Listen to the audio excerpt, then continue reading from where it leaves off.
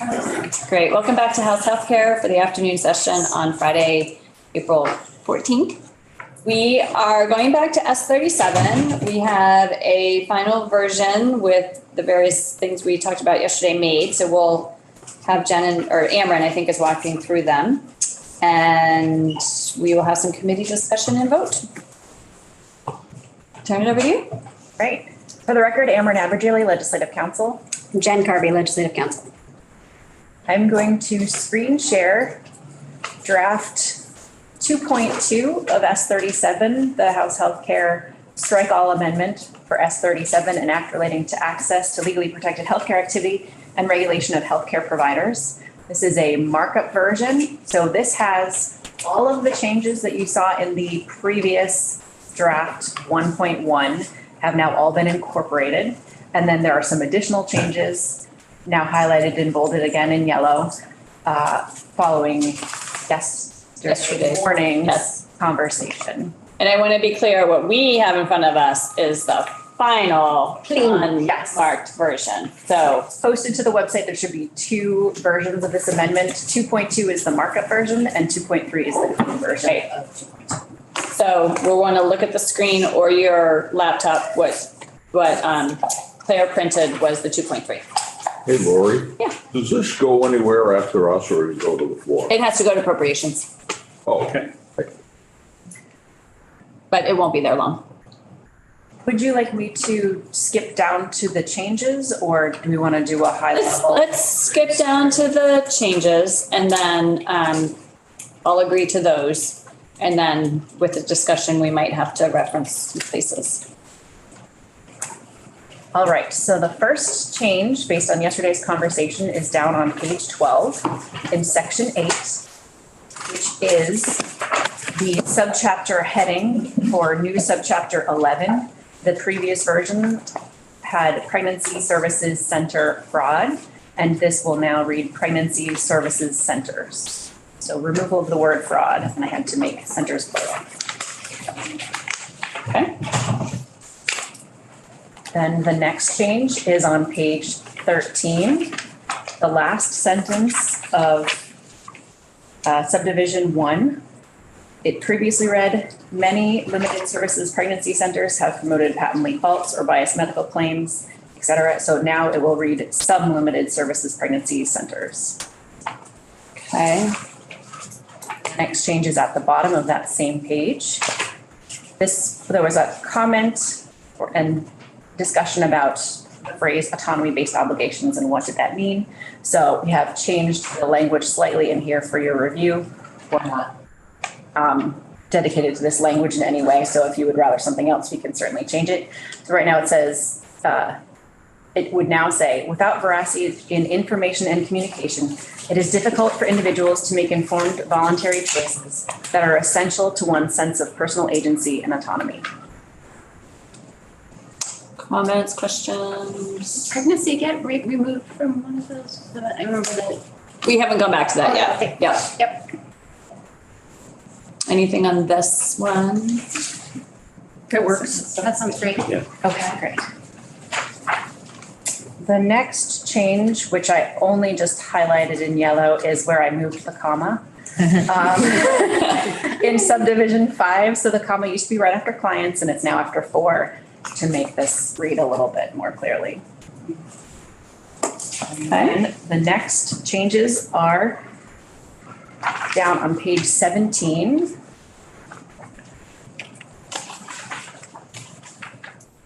Previously, this section said healthcare providers licensed under Title 26, and we realized that some professions are also certified or registered.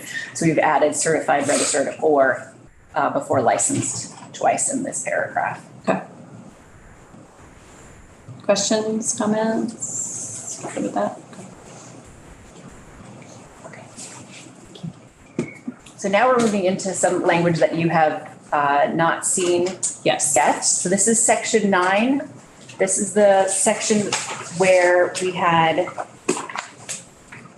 some analysis being done by the Green Mountain Care Board as part of HRAP, as well as tasking the Agency of Human Services to do some analysis as part of the community profiles work. So a couple things, I've removed all the language that was in draft 1.1. So that's what you see first taken out.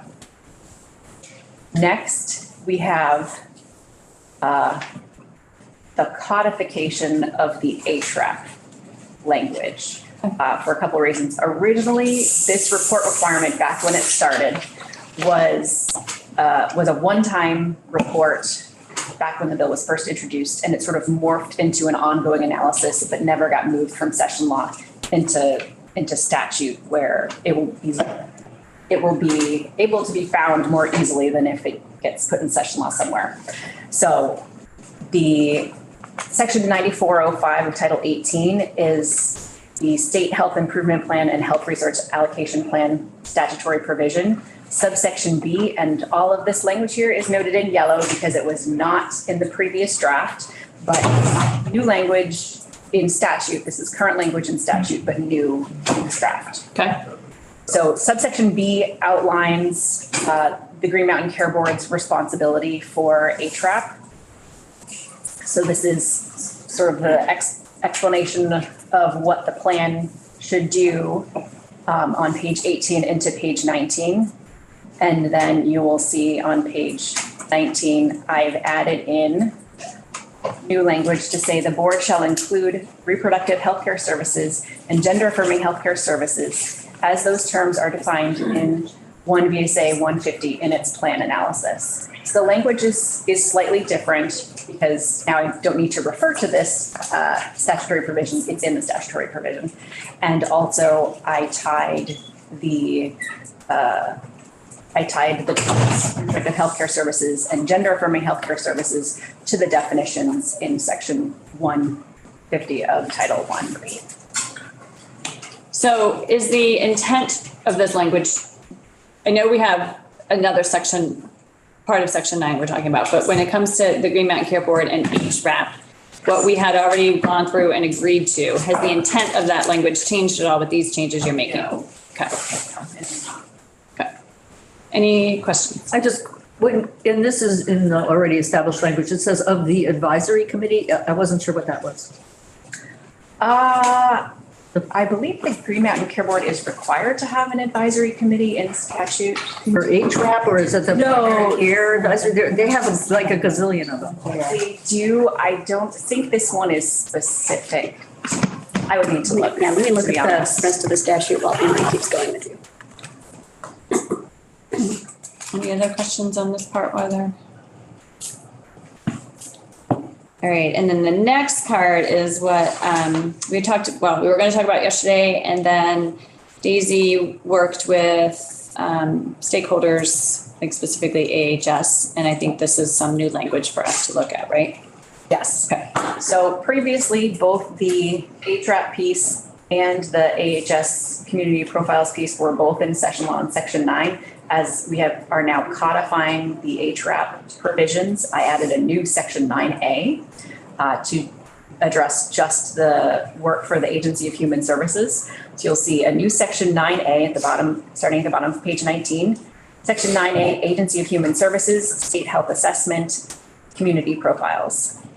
The Agency of Human Services shall work with LGBTQA+ community stakeholders and healthcare providers during the upcoming state health assessment and community profiles community engagement processes to explore barriers to equitable access to gender affirming healthcare services as defined in 1 VSA section 150. Okay, I'm gonna look to Daisy to kind of talk about this language and your thoughts and how we got here.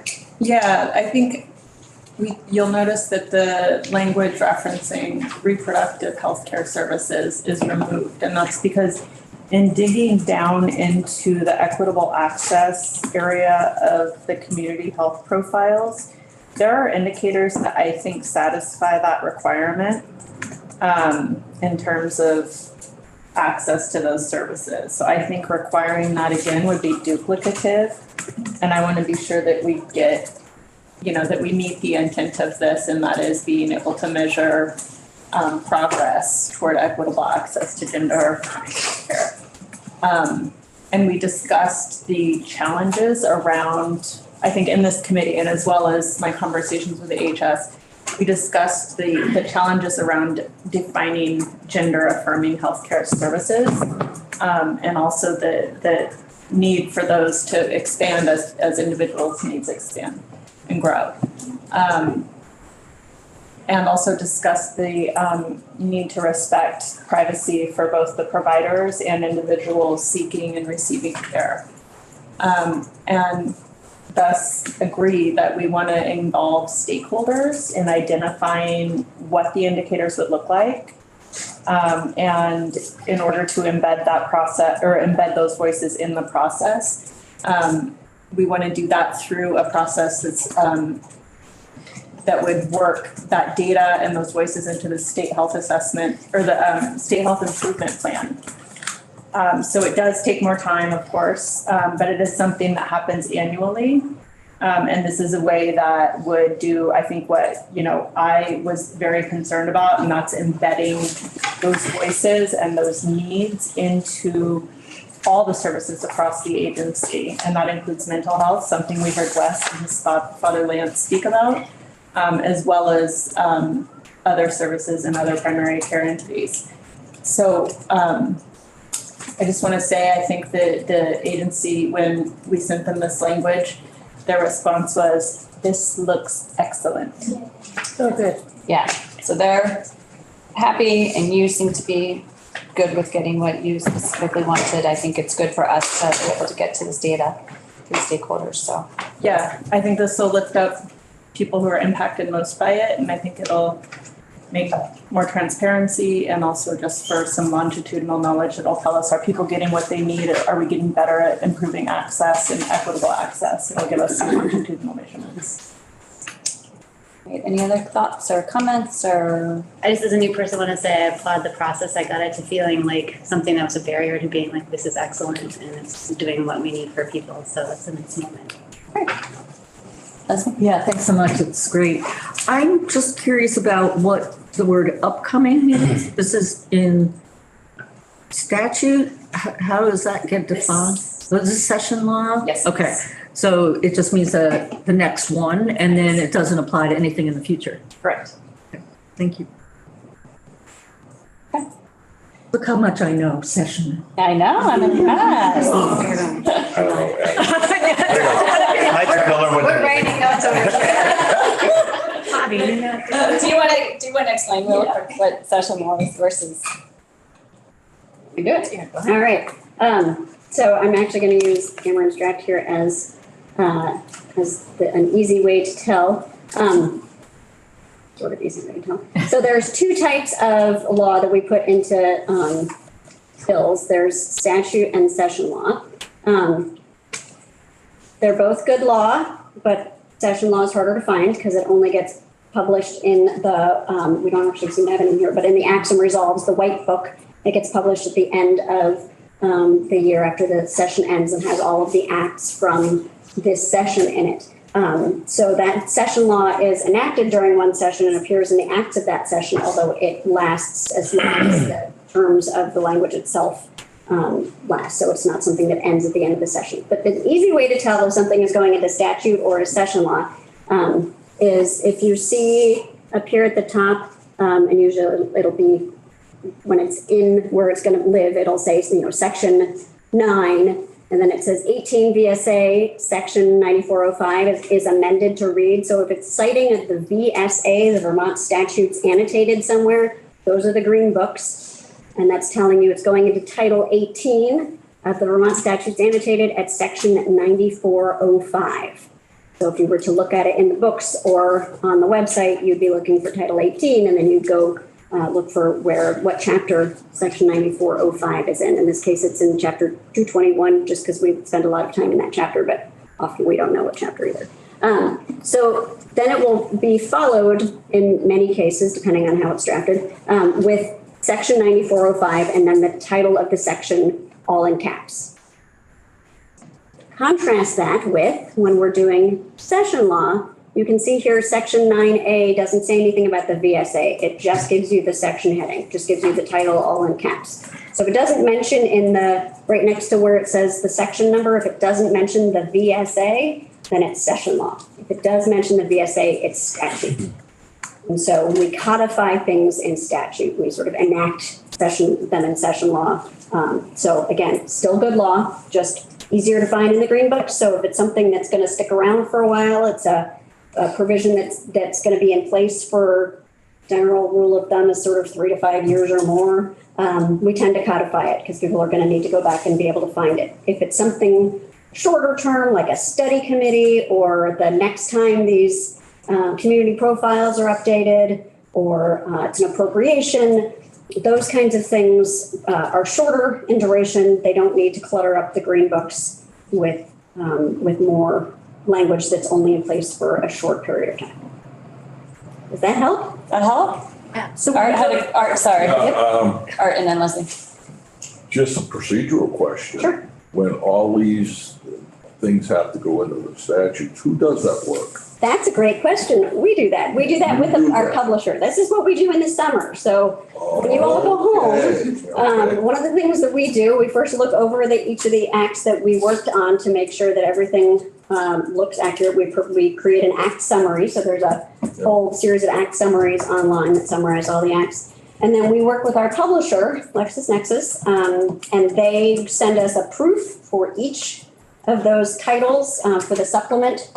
So however long ago the Green Book was last completely replaced, there would be supplements that grow and grow. You can see the white books up there with them. Those are fairly big supplements. So we get the proof from the publisher with all of the changes and additions and subtractions from the acts and all the notes describing what happened. And we look over those, compare them with the acts, make sure everything is incorporated properly, and then they issue the supplements. Okay. So that's what we call our statutory revision process. Gotcha. If you hear us talk about statutory revision or stat rev, that's it. Leslie? So I'm just wondering, when we go to the website and want to do a search, we're searching the Green Books. That's the same. When we, When we go to what website? on the Ledge website, Depends what you're searching. okay. So you can look in the Green Books, you can look in the acts and resolves.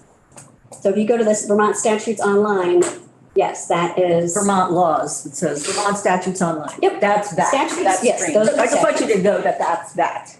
Yes. Thank you. The difference is those books have some notes after each section talking about the changes that were made by each of the acts that amended them. Online, you can't see that. That's sort of the publisher's proprietary data. So it's available in the Green Books. In the online version, you'll only see the historical citation, which is a list of all of the acts that amended it. So you can still go back often and look for that information. But if you're trying to find out when a law on something changed, your best bet is probably to come to us and Ledge Council, and we'll help you with that.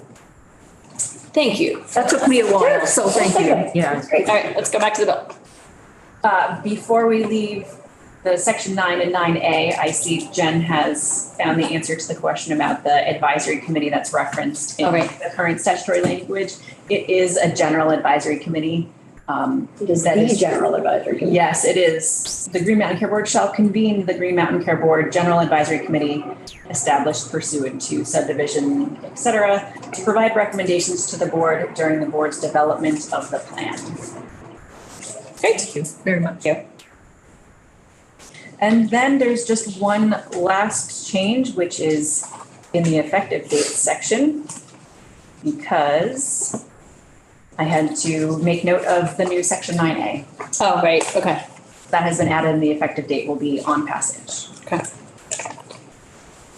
And I think the only outstanding thing that we've discussed that we have not answered is in one of those findings, you know, the word pregnant. Now I'm gonna read up to It was on page 12 of draft 2.3, I think, And right? it's also on And it's 2.2 is page Yes. 12. page 12. So we're looking in the findings, subsection A, subdivision 1. it's the same line. I think it's It that. was both.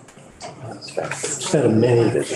Oh, that was switched. That was already done. We made that. Talking about the- talked about And then yesterday. the other one was the word fraud. That's out. And that's out. Yeah. Which one you talking? So we're talking about one that we talked about but haven't settled on. So it's right there. So findings number 1. Accurate information about the services that a limited services pregnancy center performs, in addition to forthright acknowledgements of its limitations, is essential to enable pregnant individuals. And I think there was a question about, do we take out pregnant and just have individuals? So page 12, this section. So I don't know if anyone has any thoughts.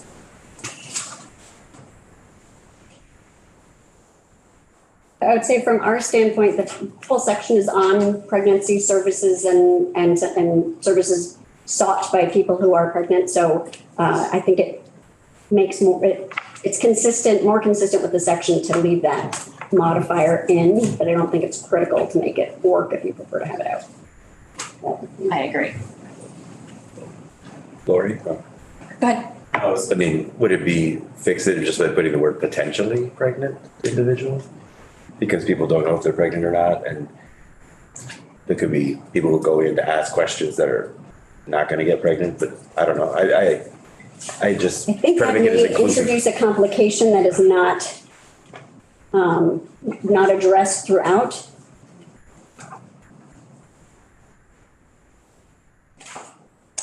So, No, I mean, I think because I was the one that raised this. oh, you are? I didn't know who did it. Oh. I thought I did. But you did. Yeah, oh, that's right, you did. I iterated your thing, but it was just that people might be coming in and not yet know they're pregnant. And does this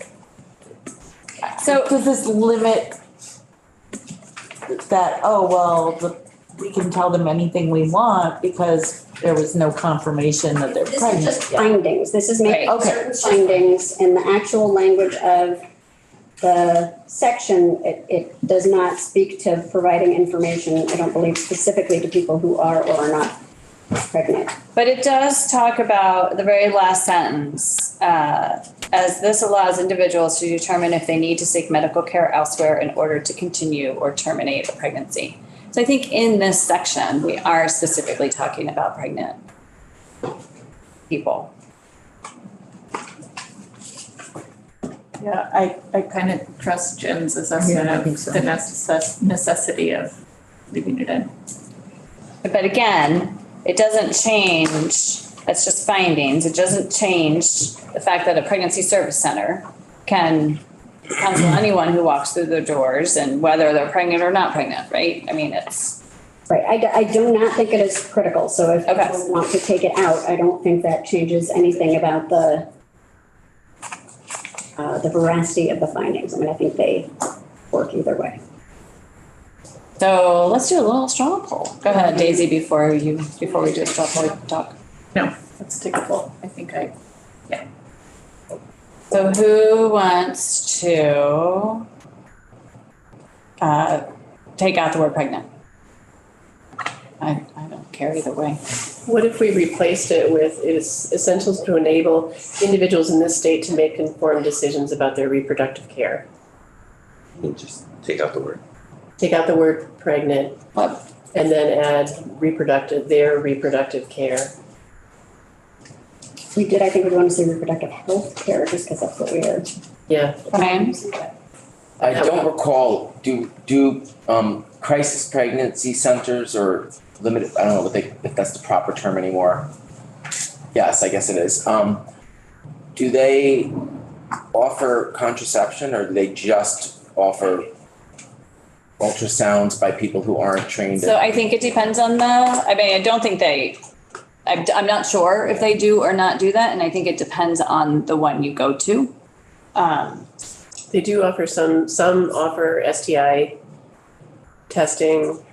The reason I say it is because when we say pregnant individuals, it limits it to pregnancy, and if they're doing anything that goes further than it shouldn't, and it's just reproductive care, and that would sway me. Yeah, I feel like just taking the sentence alone, like ignoring everything else, just taking the sentence alone, if you remove the word pregnant, then it's a true statement. I agree with it, like in terms of being a pregnancy crisis center. I agree that that stands true for anyone who walks through that door. And I think that statement stands true for anyone providing any health services. Without adding reproductive health care. Yes. I think so too. Any kind of, they do other care too. They do, Yeah, you know, UTIs. So I will note that, I mean, you use individuals, so we use individuals, Yeah. the modifier in the next Yeah. line. Right. So Pregnant and it's. Be it doesn't need to be there. Yeah, I mean, what if a parent is going in to get information for their Yeah. kid and they're the ones, Right. Or another provider, right, like, like their caseworker or something. or interpreter, I mean, there's a lot of situations where. It's just a finding. I mean, this is not anything, That Right, is true it too. doesn't, doesn't hold anybody to one thing. no, Should we vote again? Yeah, without the word pregnant, it's. Yeah, I don't think I voted the first time because I was still processing what you were. Wordsmith it all day. Yeah. Could. Or we could just decide right now. all right, are we ready to Yeah. take a, Let's vote again. Call the who question. wants to take out the word pregnant? Raise your hand. 4, 5, 6, 7, 8. Okay. All right, To happen sometimes, a few extra minutes. And okay. So we, turning very slowly. all right, so we have gone through all the changes. I got a question on that. I thought yesterday we changed page 10, top of the page 29, about the medication. I believe we added that yesterday, I thought. I don't know, which, are you? What are you talking about? Today's draft or a different That draft? is, provide a claim to provide services or medications that are purported to reverse the effects of medication. That was the one under unprofessional conduct. Yeah, did we add that yesterday? You did, That was there. yes, this was in yesterday, in the one we looked at yesterday. Okay. So you're asking when the toast touch? Usually, yeah. Yes. I'd like to discuss it. Yeah, we can, yeah, so I'm just saying, Yeah. at this point, we're done going over the changes. Gotcha. The bill is what we have in front of us that we will vote on unless committee discussion takes us another place. So we're gonna open up to discussion or questions. So I'm gonna start with Art. Okay, so to me, this is very problematic and I would suggest this. No, before you start, This is 29, okay, page 29. page 10, top of the page, number Aaron's 20. putting it up on the, putting it up on the screen. If instead of saying what we say here, we said providing or claiming to provide services or medication that are not proven to be effective, or something, these folks are very good at wording something so it doesn't specify this because we can get ourselves into trouble doing it, in my opinion. So that the medication abortion isn't effective? Or I guess can you say that again? If we said providing, claiming to provide services or medications that are, and these are my words, That's fine, yeah, that's, are not proven to work or be effective. Again, the wording these folks are great at.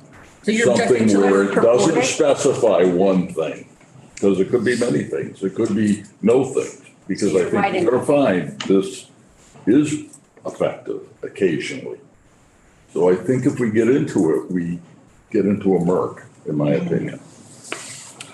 so I'd like to understand legally what it means if we change that, because I do not believe that there are medications available that will reverse an abortion. There are. Very good of them. There are. That we may have gotten. Okay, go ahead. Yeah, can we hear about that? I'm not an expert on it, but progesterone has been used to, and I'm not an expert, to reverse the effects of ifepristone. I don't know about misoprostol, but and there was a study done, but it wasn't an official IRB approved study. It wasn't using good science. So it's not backed by the American College of Obstetricians and Gynecologists. there was a later study that was a well-done study that they had to stop because of health concerns of the individuals involved. So there's another reason why progesterone is not considered a safe method of reversing mifepristone abortions or misoprostol. So there's no FDA-approved medication that will reverse an abortion. No, and in fact, there was an IRB study. IRB, Institutional Review Board, does a lot of things to protect study participants and the quality of the study. And it's really rigorous. You can't just pull a small group of people together and say, here, try this, and then we'll write it up in a paper, which is what happened in the earlier study that has often been referenced in you can reverse mifepristone abortions. So even the high quality IRB supported study had to stop because of health concerns and safety concerns for the study participants. Negative safety, negative concerns, For bad things, yeah. bad things. Can I just ask, in summary, because that was a lot and my brain is fried, would it be fair to say that you're saying that there are services or medications purported to reverse the effects of a medication abortion that have not been approved by government regulatory bodies and that have shown to have risk on people in studies that were done without proper planning or something like that? I think it would be best to get, if we were going to add language, if we would get it from an actual obstetrician gynecologist and not me. No, I'm just saying, is that what you were saying? I'm not asking. Basically, yeah. Okay, so that's the point you were making, is that they exist, but they're like controversial or something. Yeah. All right, thank you. How is, Go ahead. No.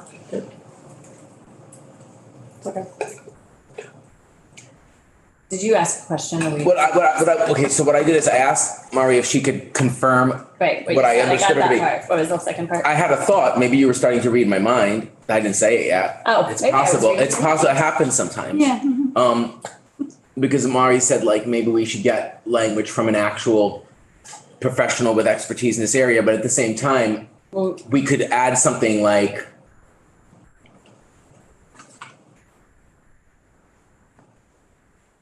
indicating that, well, I guess, okay, so never mind. Because I'm like, because I mean like, okay, so let me tell you what's going on in my head. Is that I was thinking like we could add something saying like providing or claiming to provide services or medications that are purported to reverse the effects of a medication abortion, and something clarifying that have not been approved by whatever government body. But what if they say to you, this hasn't been approved by the government body, but it works, and they give it to you? So then you see what I'm saying? So like what came into my mind isn't necessarily a solution. It's actually more complicated. So sorry. No, well, this is an answer to both Art and Brian. What if there is a medication in the future that does have that approved use? I mean, like what if that comes into existence? Then this will kind of be an anachronistic thing in the law of banning something from being used that actually could work. I'm not saying it will. I think Jen and Amron answered that the other day. Did you put your hands up? So yes, until the statute was amended to reflect advances in medicine, the statute would prohibit that, although there would be the enforcement discretion among Yeah, I remember that regulators, too, yes, so to decide whether to take action if there was an approved. Daisy and then Leslie? I'm getting a little bit lost because I feel like we're drilling into this sentence and without having started at what this sentence is. The legal language. Can we kind of start at? Yeah, Is that okay, Lori? Yeah, the section on professional conduct. Yeah. Could you go through the first part there? Yes, so subsection A, and so right now we're in Title III, Section 129A, which is professions regulated by the Office of Professional Regulation. Current law reads, A, in addition to any other provision of law, the following conduct by a licensee constitutes unprofessional conduct. When that conduct is by an applicant or person who later becomes an applicant, it may constitute grounds for denial of a license or other disciplinary action. Any one of the following items or a combination of items whether the conduct at issue was committed within or outside the state shall constitute unprofessional conduct. And then there's a long list, which we cut most of it out just for ease of reading. Some changes to one of the current provisions in subdivision 7, and then a new subdivision 29 at the top of page top of page 10. You good, Daisy? Can you go down again just? Leslie? No. Very committed to keeping this language in. Okay. Because it's the state of current science. And based on, as Marv was talking about, well-controlled studies, really looking at the current state of this practice. And as Jen and Emmer have also said, that this can be revisited should science change. But as it stands right now, as of today, there are no medications that scientifically are known to reverse the effects of a medication abortion. Along the exact same lines, which is, thank you for reminding us that we're in the unprofessional conduct Yeah. section. To claim, to provide services, and if it's a medication, it would be a licensed provider. That would be unprofessional conduct. I think the sentence is perfectly written as it is.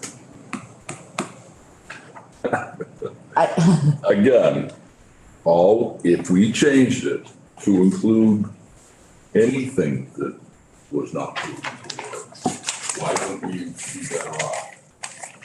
Wait, law doesn't already do that. If we put something in there that just said, not proven to work or be effective, not medically or clinically or however words that make it legal, why wouldn't we be better off to include all things? There is, we're just looking at the existing statutes in OPR, there is a fair amount of language that, that kind of does that already. There's earlier in this list that you can't see, but there's number 17 is advertising, promoting, or recommending a therapy or treatment in a manner tending to deceive the public or to suggest a degree of reliability or efficacy unsupported by competent evidence and professional judgment.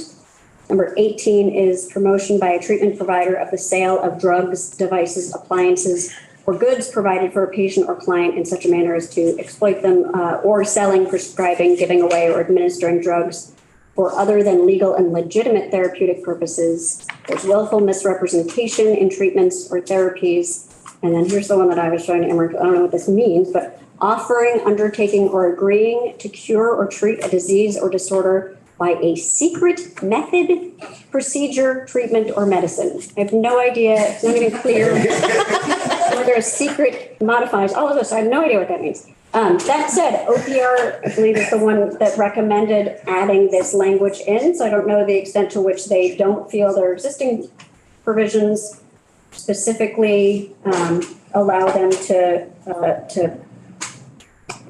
charge unprofessional conduct in this particular instance, or whether they thought it was helpfully specific.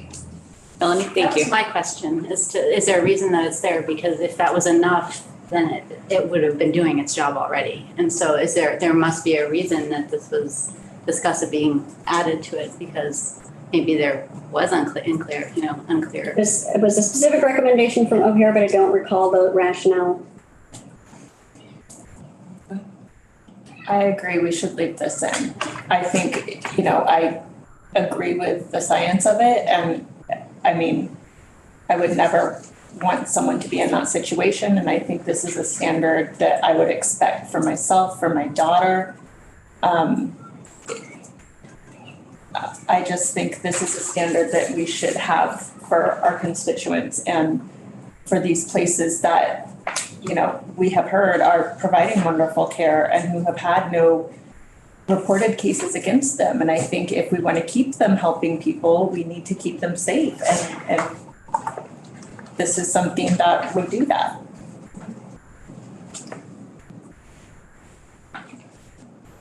Jen, are there any other specific medical procedures that those 28 other things refer to? There is the one that was added a couple of years ago for the stem cell So for healthcare practitioners failing to comply with one or more of the notice, disclosure, or advertising requirements in statute for administering stem cell or stem cell related products not approved by the U.S. Food and Drug Administration. Which if those who were here remember that came out of this There committee. is for mental health providers, the use of conversion therapy.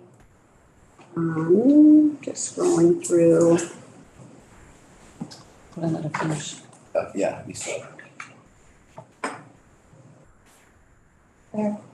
Can you let judiciary know we won't be ready till like 2:30? I think those are the ones that are most specific. I mean, some of them are, some of them are very broad because the statute applies to all OPR regulated professions. So some of them are narrower in the sense that a lot of them deal with healthcare professionals. But those, I think, are the main ones that really deal with a particular type of care. Just as a follow-up, if a woman takes an abortion drug and has second thoughts and is denied the right to take a medication that people have taken and it has worked, and is denied the right to take that medication and reverse the pregnancy and have her child, is that denying her the right to personal reproductive autonomy?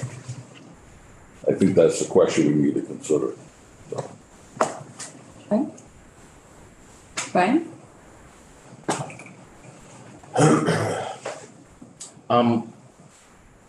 I think that if we're gonna leave it in, because I was not sure I wanted to leave it in until you pointed out these examples that we are more specific in some cases, that I might be more comfortable adding in a phrase after services or medications that we see in existing law, which is not approved by the U.S. Food and Drug Administration.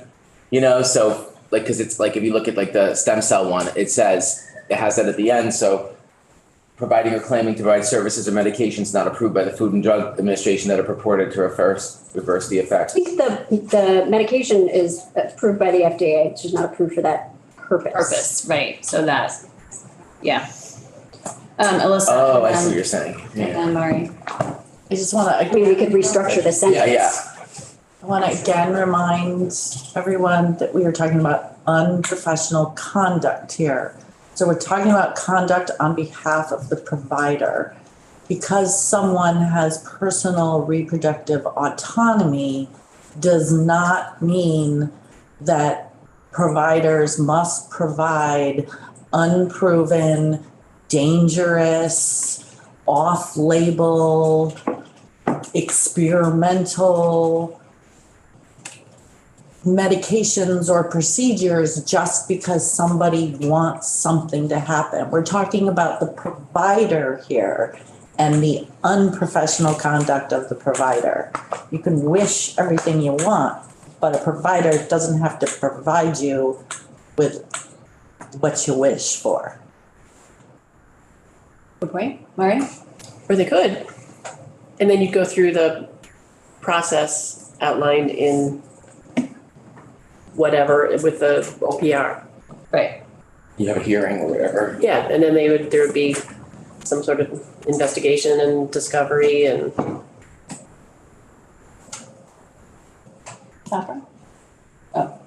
No, I thought you put your hand up. well, I'm just sitting here quietly listening to the whole discussion.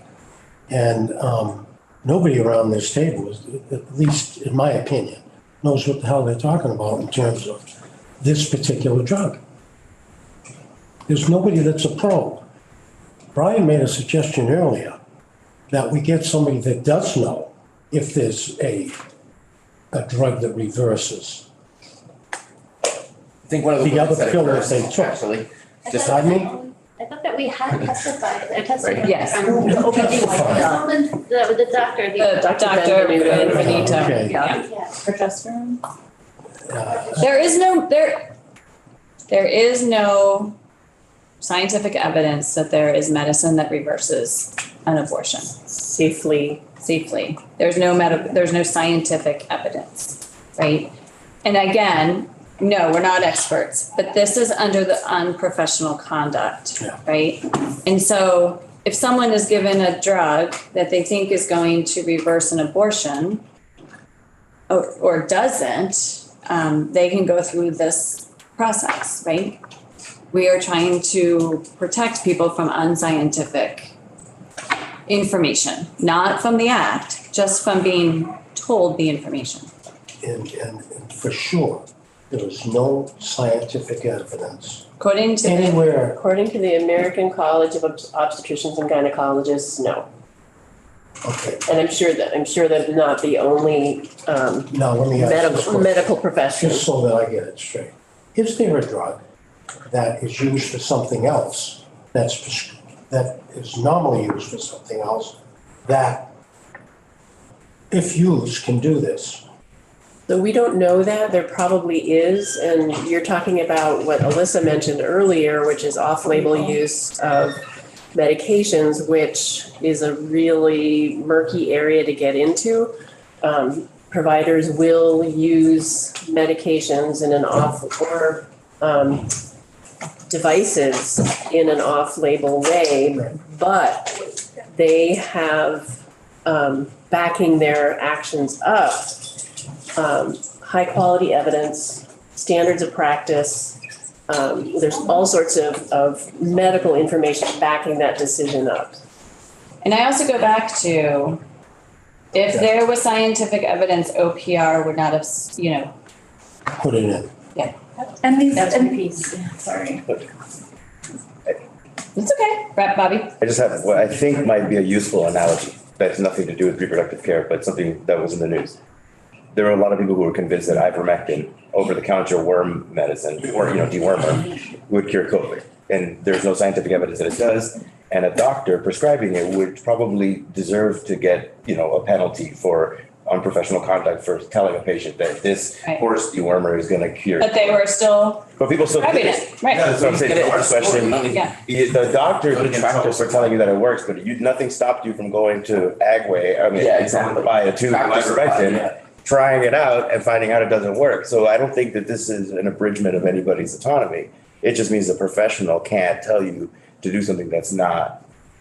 If you have so many questions, we ought to leave it out, telling you right now. So I think we're gonna do a straw poll, right? Like we do when we come into all of these things. So I'm gonna allow 2 more minutes of discussion. Ryan and then Leslie. I'm trying to be sympathetic to the other perspective and just thinking back to like the time when abortion was illegal and how people were doing back alley abortions and like I'm not going to be graphic, like they would like people were desperate, and people were helping people get abortions in unsafe ways. And it does give me sympathy that if somebody if a person made a choice to take a pill and then regretted it, why would we stand in their way of taking another pill? It's their own body. You know what I mean? I think that's not the issue. It's more like a provider to me saying something that's the issue. But I mean, there was a time, and there might be places in the country soon where like providers are trying to offer gender affirming care that involves medications that are illegal in their states. So I just feel like, I don't know, I'm torn because I want to protect people, but I also feel like people should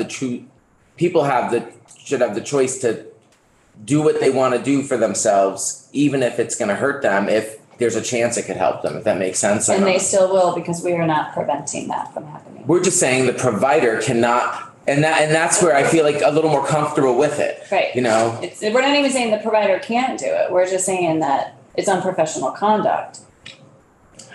Go ahead, Melanie. I just feel like because it's under the conduct, I really feel comfortable with it. And I also feel like if people are given this information that this is a possibility, they may make choices that they wouldn't if they felt like they couldn't reverse it. So I wouldn't want someone, I hope that there's technology that will allow someone to reverse it. If the pregnant person takes the medication and decides the next day or 5 hours later, I'd like to reverse it. But right now, since it's not proven, I would not want people to share that and give someone like false information. And they might make the decision to have an abortion thinking they could change their mind tomorrow. And that is a disservice professionally. Yeah. I want to know if I'm taking that pill that I'm in for a penny, I'm in for a pound. Because if I do this, then it's not necessarily a safe thing. And I think that is something that would be really problematic. And Leslie, did you have one last thing? I'm just gonna speak as a provider for a second. Patients, people who are in stress really get frantic and really want to solve problems and put a lot of pressure on clinicians to prescribe. Antibiotics are a really perfect example. And the overprescribing of antibiotics has created huge problems in our world. And when does that become unprofessional conduct? That's a really interesting question. But if you know as a provider that you are not conducting yourself in a professional way, you have an obligation not to prescribe it. And that's what I think it comes down to. Okay, we're gonna do a straw vote. Who wants to take the sentence out? Who wants to keep the sentence in? So we have 9 to 1 to 1. Okay. We're staying in. Thank you for the good conversation. Okay. Other sections, comments? Are we getting close to a vote? Yes. I might I hide in the corner and read it again one last time, if that's okay. Yes, So so that- you're gonna fast read 30 Yeah, pages? yeah, but I have to step back. I have to step back to fast read because I'm so distracted, Okay, so. Or even go in another room for like 1 minute. we're gonna let you do that. All right, talk amongst yourselves. Anyway. And we can give everyone time if that's what they want. I'll even or set a we timer, 2 minutes, I'll be back. Can continue having any comments that want to be made. I'm over here. I go out there something.